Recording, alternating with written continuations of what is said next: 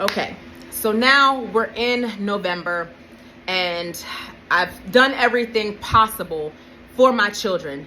I've gone through the classes, my husband went through the classes, I secured another home. So now we're paying for 2 houses.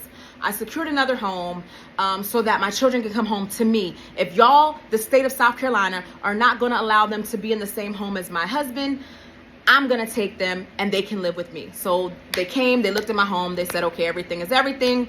We'll be in touch. So now they want to do a family Zoom meeting to mediate, to see Halima's side and my side. Now, mind you, she's not supposed to have a say as to what happened with my children. The control was still supposed to be with me and my husband, according to the documents that we signed. But okay, we'll play your little game. So we had a family meeting. And so during this meeting, she starts, accusing. It got so bad to where the mediator told Halima, this is not what we're here for. We are here for the best interest of the children, and we are here to interview to see where we are in this process. Halima gets to the point where she's like, well, she needs to go with her birth mother. And they're like, that's not for you to say. We're not here for anybody outside of who is here in this conversation.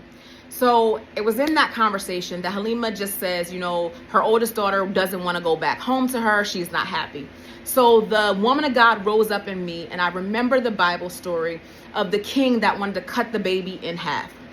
And so during this meeting, God led me to share that story. And I said, if my child does not want to come back home, at least send my 2 babies home. I'm willing to let go of the one for the peace of the other 2, because I'm a mama and because I have her best interest at heart. So if this is really what's being said, then I am willing to let my feelings go, even though I love her, even though she's my world, even though there's nothing I wouldn't do for my kids.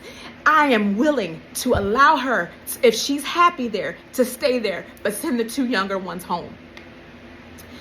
They were like, Miss Badley, that is so big of you and mature. We'll be in touch. Okay. In my mind, I knew that the state of South Carolina, they did not care and they did not want to send my babies back home.